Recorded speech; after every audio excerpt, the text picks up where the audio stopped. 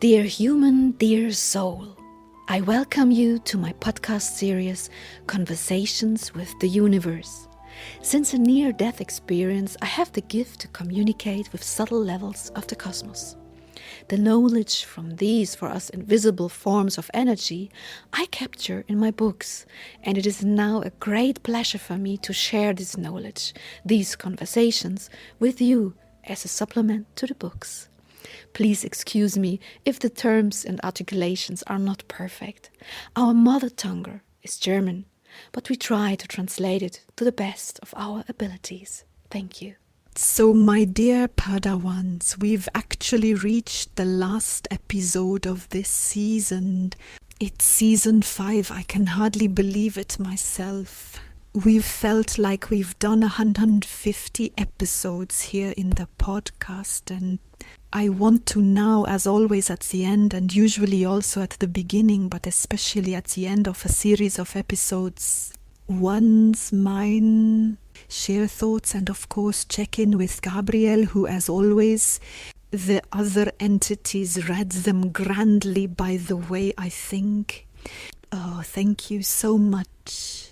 The book Interviews with the Beings of Abadjania was the first book, the first work I created after that. I really embraced this gift of mine. That's why it has a special meaning. For me, it is, how should I say, I went through a gate, through a portal, and for me it was a new beginning, a sort of rebirth, truly embracing another form of being and living it. Stop pretending that it's not really worthwhile. Not suppress it anymore, but just really accept it, and that's how it is now, and hey, that's actually really cool.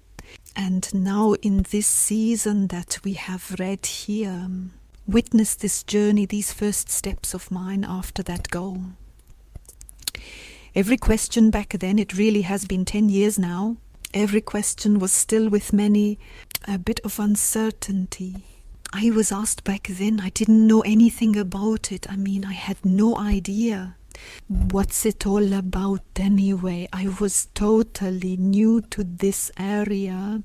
Even now, after all these years, it's very exciting for me to be with this expanded consciousness, with these countless lessons from the beings who came after.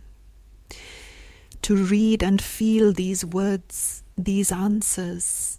And of course, I'm very curious about how Gabriel feels about all this. Was allowed to read, and with that he also went through my past time, and how does he feel about it now? So Gabriel, how are you? How are you after all of this now? You've learned, you've read, I mean, you had read the other works before, but did something in this book particularly move you? Or what makes this book so special for you? Special or just different? Please tell me a bit about it. I want to start with the fact that every person knows and has often experienced what it's like to read a text that one receives. Whether it's a fairy tale that the grandmother reads to her little grandson, or the weather report on TV, the host loses. You know what it's like to read a written text out loud. So far, so good. Now I had the opportunity in this book, not just several chapters, but to get to know several different personalities in what they left behind and what ended up written on a piece of paper. That's why I'm introducing this in such detail. Because I also have the experience, of course, professionally, of what it's like to read a presented text. But now I was able to read texts that were by souls that move on the astral plane. And what I noticed while reading, and the interesting thing was that it just so happened. Shorter chapters were like a whole book, for example, Friend of the Indians. In these consecutive chapters, consecutive different personalities, I saw it in the text I was reading, and now it got extremely exciting for me. They weren't just texts I could read, but it was the feeling of personality that it conveyed, this text. For me, this practically means that after the first moments of reading, I have a feeling which personality expresses itself. I felt this to the extent that it also influenced my language, my rhythm, my tempo, my pitch has changed according to the respective personality. Now one could say, yes, that might be imagination. I'm always interested if there's any kind of scientific proof of what you feel, because how can you convey a feeling on a logical level? And there I want to briefly reporting from Dr. Augusto. I felt this man, his intentions, his state of mind, his condition seemed measured very seriously to me, sometimes almost strict and above all very orderly. That's how I felt after the first words. And then we continued reading this text together, and after a while Sylvia said, in the conversation with Dr. Augusto, you seem so serious, you seem so correct and proper. And I was allowed to read on. He says, yes, I was an officer too, and that's how we talked back then. That means I got the confirmation in the middle of reading, through the text to be read, that my sensation perceives. That's right. Can you imagine that I feel the same way? Went naturally. Then the seamless shift from posing a question to immediately transitioning into the next vibration of the responding soul. This is just pirouette dance. And I can actually reveal that after having embraced and lived this for many years, I now believe that while I receive the answer, something in me, the intention of the energy I am in contact with, and thus the next question, to mold yourself. This is incredibly exciting. You have to imagine this. I mean, I don't know. I don't have a list of questions. I don't even know the other person. But I just chime in through concentration, through the meditative concentration, tune in and ultimately let go, tuning into this different energy and totally embracing it. And while I do that, I naturally sense the intention and, of course, primarily the intention of the conversation. And then the following questions are formed from that. You notice that you have them into the other. You must have seen all those episodes too, like you made fun of it, like, oh my goodness, what are you asking again? Yes, questions. Have a goal. Something wants to communicate. In this book, it's not so clearly tied to a certain idea. Solved. I find, especially among friends of the Native Americans, among others, in other seasons, also with King Solomon, it was already very, very clear that there was a framework of thoughts. It was different this time, I agree with you. And now we both have a meticulous speed dating compared to before. Yes, you could call it that. Speed dating with invisible energies. And what if I may quickly add something to that? I think that we humans, have a deep inner question in the face of death, of passing. Will I exist in any form? There are people who categorically say, no, the light is out and it stays dark, that's it. There are people who say, my soul will continue to exist. What can I do for or against it to make it work as well as possible? This worry and this fear.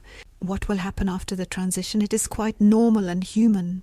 But now, if you consider these different personalities and can observe their statements comparatively one after the other, and realizes, for example, the biography of one or the other, realized the person actually lived, he did this and that, he experienced, loved and suffered here and there, and then hears the statements that match with it, as if this person was sitting next to me and telling me, then a thought becomes very clear.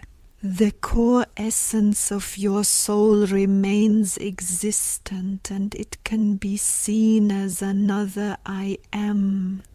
Perceive yourself. That's the most incredible message I've personally taken away after all these reports. The more there was, the more different characters and personalities expressed themselves. It became clear to me this is the truth. This is truly the soul experience of this one person and what they went through. And there's constantly being communicated. For me, that means, in reverse, that which I can say I am remains existent even when the body has passed once again. And it can remember. It can remember. It's like a gigantic Akashic record. That's exactly it. And what I'm immersing myself into? I rang the bell. Sometimes they didn't want to remember or didn't want to share the memory, but it never really seemed like there was no memory. I find that incredibly fascinating because we're getting into quantum physics a bit. Energy is a carrier of information, meaning when I connect an energy, it's almost physically logical that some kind of information is there. And I manage to convey this information, to query.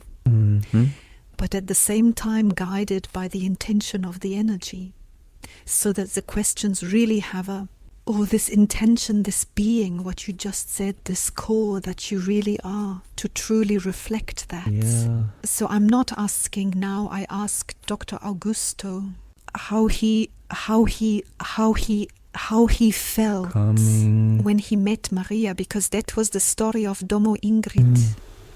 And I simply find that at the most fundamental level, logic or in the basic understanding, incredibly fascinating. There is no coincidence here, and when you delve into it, then it comes through like that. That's a bit of my intention too, to cheer people up a bit, because it's about... I do it all based on feelings. Just that I can still form a few words in my language, by the way. They are energies that shape my words. That means they tap into my vocabulary, but okay, different topic. It's mainly about feelings, emotions. I'm like that with my feelings. In harmony, you could say. So in sync. That I clearly pick up the feelings of the other person. That's the shift, in my opinion, cause of the whole gift that is being expressed there. And I want to encourage you all to please also get more into feeling. And by that, I certainly don't mean the animalistic side. The animalistic feeling, we have already pondered about it, but I mean really the emotional feeling. There is so much that is over for you too. Borgen is located and what you can still find out for yourselves. Gabriel, was there anyone who touched you emotionally in this speed dating with the cosmos, especially now in this work? Touched you the most? Can you say that? Yes, you shouldn't hesitate to say that. Although everyone is doing wonderful in their lives, she stands out the most. The incomparable effect, but very, very powerful. While reading their words, I was taken by Dom Ingrid for the following reason. Firstly, we have already talked about how it is to suddenly perceive this personality within yourself. It was a very challenging debate. Experience a female being, a female-shaped soul, that's how you have to say it, to receive. Because in the subtle world there is no more sexuality, but there is the memory of experiences as a woman or as a man. And of course they continue to resonate. It was fascinating to feel this feminine vibe and read her words from it. And? That she said she had a very, very intense experience with Mary, made during her time in the convent. And this one The reading of this moment that I described was fascinating because by empathizing with what she experienced, suddenly this Mary energy was presented to me as if I am Dom Ingrid, who is now Maria, feels, receives and talks about them. It was suddenly like a chord. When the other friends, they were themselves, and when they reported on life, there was this one tone. At Dom Ingrid, there were suddenly two tones. It was their message. And the general overall message of the Marian energy, that was infinitely fascinating for me. Isn't that exciting? In the end, I'm talking about, I say, okay, get into the feeling. Because I have felt these other energies and their information, their memories ultimately, to let it again be shaped into words or shaped, then the words were held. Book, we have read the words and you are finding again the feeling. That I find it incredibly beautiful. Also to hear, thank you for that, because that is obviously my intention, or I think it is also the intention of the spiritual world, that what we put into words, there is not just, it is also energy. And about what you just described, Wilda, greatness ultimately, even more consciously, I keep saying it, folks. You think words are just words are energies. I once had a very, very, very intense ritual or experience, whatever we want to call it, by truly feeling these energy beings as they were born from within me. And since then I've been extremely mindful to the counterpart, which forms the words in me, because they are energies and just blurting out something and hurting people, which are essentially souls. So it's a different task when one is aware of this, but I digress. It is definitely much more complex than everyone thinks, and through this little trip here we get a taste of it. How easy it actually is, even though it is very complex. Yes, we are radio receivers. I choose this simple word precisely because there might be people who say there's no music in the air, I can't hear it and it's invisible. How can it be that it suddenly plays on the radio? We humans have the potential, being receptive to everything we can't see and can't hear, but that wants to express itself.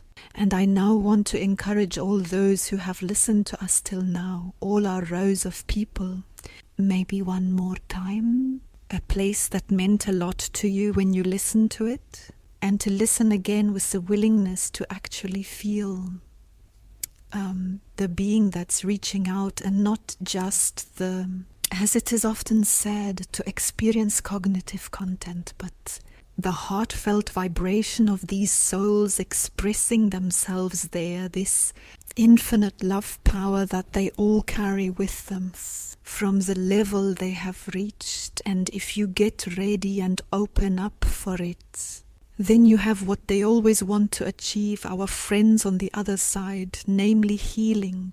I can confirm that. Absolutely and totally. You once again put it into words so beautifully. You are not aware that what we have captured here now, held, read for all eternity, have a banned book in a podcast.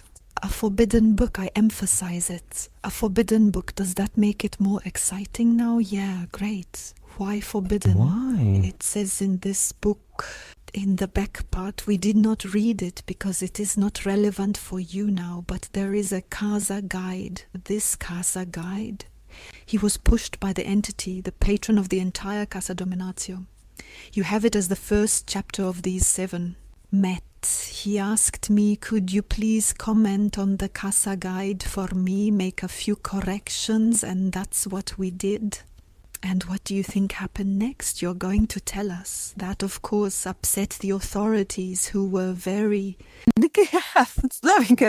are not off at all, because there were some small corrections in there. For example, that called for peace and asked, who said you should meditate alone and in silence, you should be quiet before the encounter with the medium, and so on and so forth, like how to go into a crystal image, what you do before, what you do after. So 1,000 details.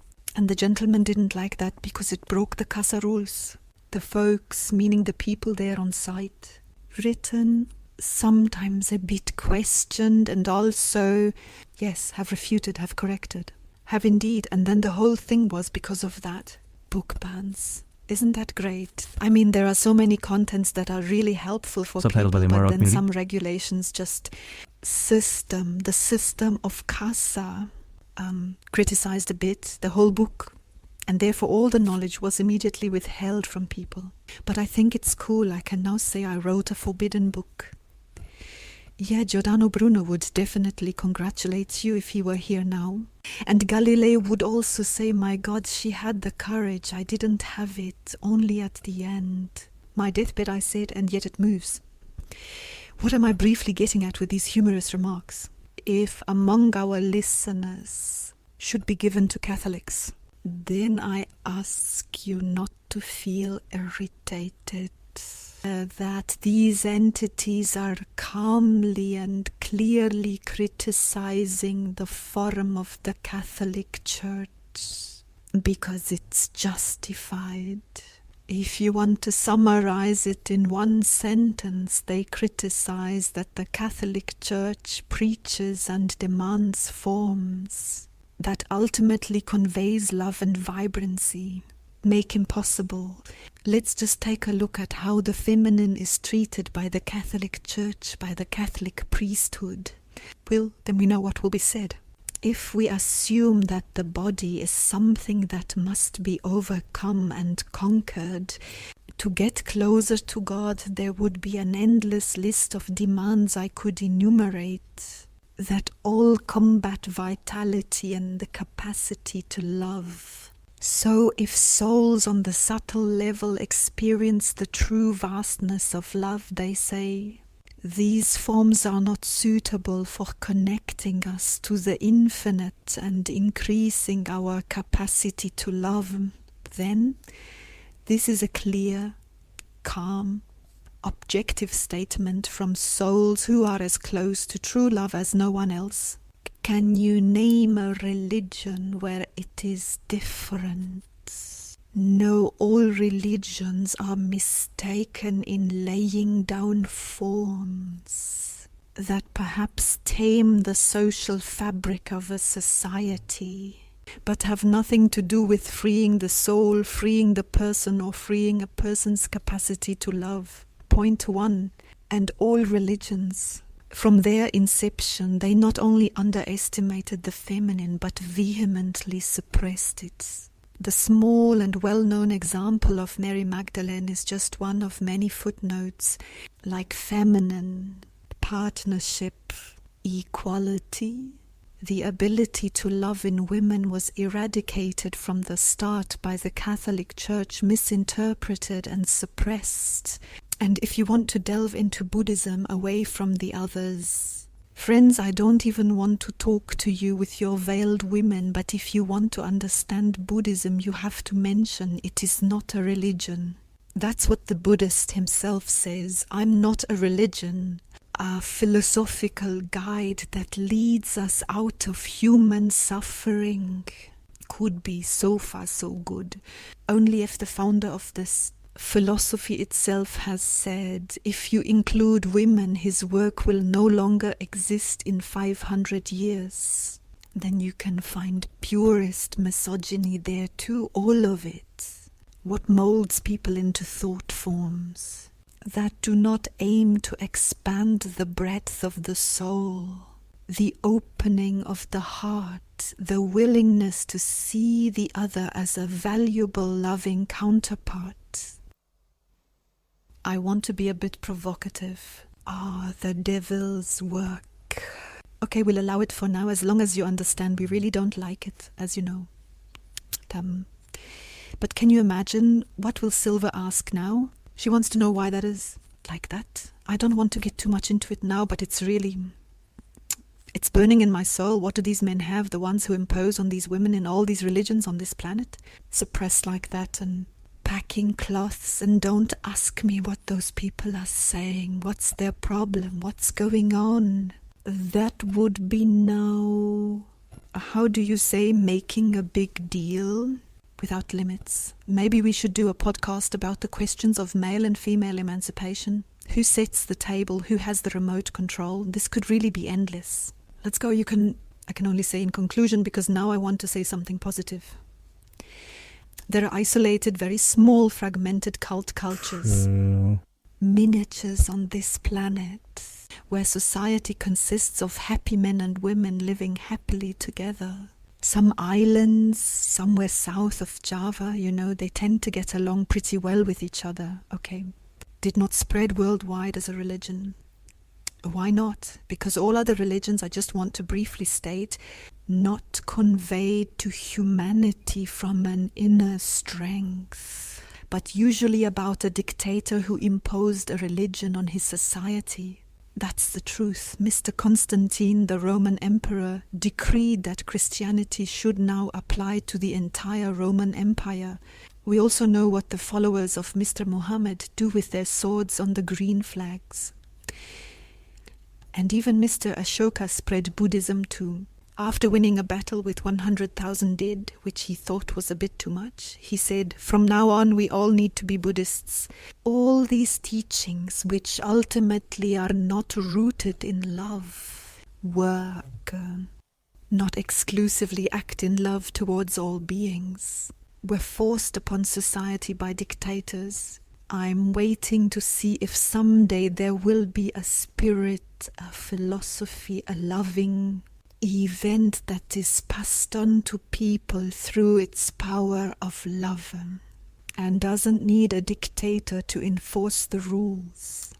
In principle, we already do exactly that, in which we want people to be aware of the information we share there.